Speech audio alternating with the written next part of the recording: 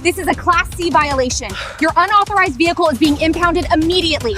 Per bylaws, your vehicle is being towed. You cannot do this! Get that tow truck off my property right now! She didn't just have the car towed. She had it taken to a priority impound lot 40 miles away that charged $800 just to open the gate. Brenda thought she was teaching us a lesson about neighborhood uniformity. What she didn't know. You know that feeling when you wake up and just know something is wrong? It was 5:30 in the morning on a rainy Tuesday in Marietta, Georgia. My wife, Sarah, was supposed to head out for her shift at the hospital. 10 minutes later, she's back in the bedroom, shaking, eyes welled up with tears. "Mike," she whispered, "the car is gone." I'm talking about a 2024 SUV parked in our own damn driveway, or so I thought. I ran outside in my boxers and saw nothing but empty concrete and some fresh tire scuffs. At first, I thought, car thieves, but then I looked across the street. There was Brenda, our HOA president, standing on her porch with a cup of coffee, staring at us with this little tight-lipped smirk that screamed, "I got you." She didn't just have the car towed. She had it taken to a priority impound lot 40 miles away that charged $800 just to open the gate. Brenda thought she was teaching us a lesson about neighborhood uniformity. What she didn't know was that I spent 25 years as a senior investigator for a major insurance firm specializing in fraud and racketeering. Brenda wanted to play a game of bylaw bully? Fine. I decided right then and there I wasn't just getting our $800 back, I was going to dismantle her entire life, brick by lying brick. We moved into Eagles Landing about 6 months ago. It's one of those prestige neighborhoods where the grass has to be exactly 3 inches tall, and you can't have a mailbox that isn't federal gray. We knew it was an HOA, but we figured, hey, we're quiet people. We pay our bills, we should be fine. I'm Mike. I'm 61 and I'm supposedly retired. Sarah is 15 years younger than me and works as an ER nurse. She pulls 12-hour shifts saving lives, so when she gets home at 8 p.m., she's exhausted. Enter Brenda. Brenda has been the HOA president of Eagles Landing since the Clinton administration. She's the kind of woman who walks around with a clipboard and a digital leveler. Within our first week, she'd already cited us because our trash cans stayed on the curb for 2 hours too long after the garbage truck left. Brenda's obsession was Section 4.2 of the covenants, the parking accord. It basically said you couldn't park on the street, and if you parked in your driveway, your tires couldn't touch the apron. That's the little curved part where the driveway meets the road. Now, Sarah's SUV is long. If she pulls all the way up, she hits the garage door. If she parks naturally, her back bumper hangs over that apron by maybe 2 inches. I tried to be a good neighbor. I went to Brenda's house, this massive colonial-style eyesore, and explained the situation. I told her Sarah works late and sometimes she's too tired to maneuver the car perfectly into the garage, which is already full of our moving boxes. Brenda just looked at me through her screen door, adjusted her glasses, and said, "Rules are the glue that keeps property values from melting, Michael. If I make an exception for a nurse, I have to make one for the guy with the jet ski. Keep it off the apron or suffer the consequences." From that day on, I felt like we were being watched, because we were. Over the next month, the consequences started piling up. We got 3 parking infraction notices in 10 days. Each one came with a $50 fine. I paid them because I didn't want the headache, but then Brenda upped the ante. She called an emergency board meeting and passed a new amendment without a full neighborhood vote that gave the HOA the right to immediately remediate any vehicle in violation after 12 a.m. without a warning. The night it happened, Sarah had just finished a double shift. There had been a massive pileup on I-75, and she had been on her feet for 14 hours.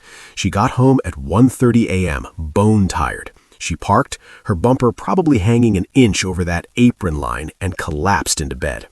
At 2:05 a.m., my Ring camera picked up a black tow truck from a company called Night Owl Recovery. They didn't have their lights on. They were silent. Brenda was literally standing in her driveway in her pajamas, pointing at Sarah's car like a bird dog. They hooked it and dragged it out in under 90 seconds. The next morning was a nightmare. Sarah had to take an Uber 40 miles to this sketchy impound lot in the middle of nowhere. The guy behind the bulletproof glass was a total jerk. He told her it was $450 for the tow, $200 for after-hours storage, and a $150 HOA administrative surcharge. $800 gone. When I called Brenda to protest, she didn't even pick up. She sent a pre-written email. The association has a zero-tolerance policy for repeat offenders. Any further communication should be directed to our legal counsel. That was the spark. Brenda thought she'd won. She thought I was just a grumpy old man who would grumble and eventually tuck his tail. She forgot that my entire career was built on one simple truth. When people are this obsessed with rules, it's usually because they're using those rules to hide a crime. I spent the next 48 hours doing what I do best, following the money. In my years as a fraud investigator, I learned that a kickback has a specific smell. Why was a tiny neighborhood in Marietta using a towing company 40 miles away? Why was there a surcharge that went back to the HOA? I started by pulling the public records for Night Owl Recovery. They were owned by a holding company called Blue Star Investments. I spent 4 hours digging through the Georgia Secretary of State website until I found the registered agent for Blue Star. His name was Gregory Vance. I searched his social media, and there it was, a photo from 2022 of Gregory Vance at a beach house in Destin, Florida, with his arm around, you guessed it, Brenda. Gregory Vance was Brenda's brother-in-law. But it got deeper. I started talking to my neighbors. I realized that over the last year, Night Owl Recovery had towed over 60 cars from our neighborhood. That's nearly $50,000 in towing fees and HOA surcharges. I decided to do a little night surveillance of my own. I set up a high-definition long-range camera in my attic window aimed directly at the street. For 3 nights, I watched. Every night around 1:45 a.m., Brenda would walk out onto her porch. She'd use a laser pointer, I'm serious, a green laser, to mark cars for the tow truck. The truck would roll in, hook them, and roll out. But here was the kicker. Half the cars they towed weren't even violating the bylaws. I saw them tow a car that was perfectly inside the lines just because Brenda pointed at it. Then I looked at the HOA's financial statements, which every resident has a right to see. The administrative surcharge funds were listed as going into a community improvement fund, but when I tracked the outgoing checks from that fund, they were being paid to a consulting firm that shared the same P.O. box as Brenda's brother-in-law's towing company. Brenda wasn't protecting our property values. She was running a private towing racket, using the HOA as her personal piggy bank, and Sarah's car was just her latest dividend. I had the names, I had the corporate links, I had the video of her marking cars for extraction. Now I just needed the right stage for the performance. The Eagles Landing annual meeting is usually a snooze fest. Usually it's just 20 people arguing about what shade of beige the clubhouse should be painted. But word had gotten out that I had something to say, and the room was packed. Brenda was at the podium, wearing a pearl necklace and a power suit. She looked at me and actually had the nerve to smile. "Mr. Henderson," she said into the mic, "if this is about your wife's parking ticket, I'm afraid you're out of order." "Actually, Brenda," I said, walking slowly down the center aisle, "I'm here to talk about the budget. Specifically the Community Improvement Fund that's currently sitting at a zero balance despite taking in $50,000 in towing surcharges this year." The room went quiet. You could have heard a pin drop on the carpet. Brenda's eyes narrowed. "That information is confidential and handled by our accountants." "Is it?" I asked. I pulled out my laptop and hooked it into the clubhouse's projector. Before she could stop me, I hit play. The screen showed the corporate filing for Blue Star Investments, then the photo of her and Gregory Vance, then the side-by-side comparison of the HOA checks being deposited into the towing company's account.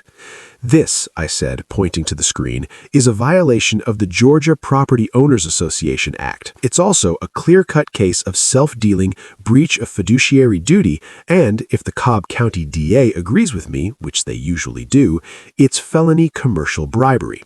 Brenda tried to grab the projector cord, but a neighbor, a big guy named Dave, who'd had his car towed twice, stood in her way.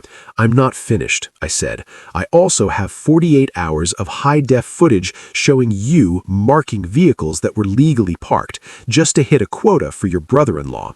My wife is an ER nurse who was towed while she was sleeping after a 14-hour shift. You didn't just steal our money, Brenda. You used your position to harass this community for profit." Brenda's face turned a shade of purple I've only seen in sunsets.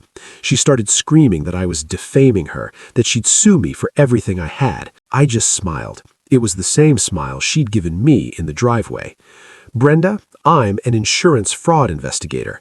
I don't defame, I document, and I already sent this entire digital file to the Cobb County Sheriff's Department and the state attorney's office an hour ago." Just as I said that, the back doors of the clubhouse opened. 2 deputies walked in.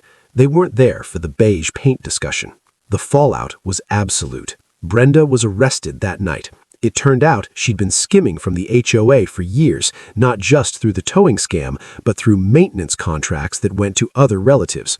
She was hit with multiple counts of felony theft and racketeering. The HOA ward was immediately dissolved. We held an emergency election, and for some reason, the neighbors voted me in as the new president.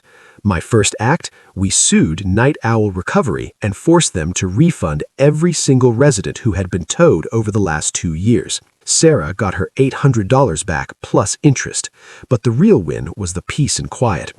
Brenda had to sell her house to pay for her legal defense and the massive restitution the court ordered.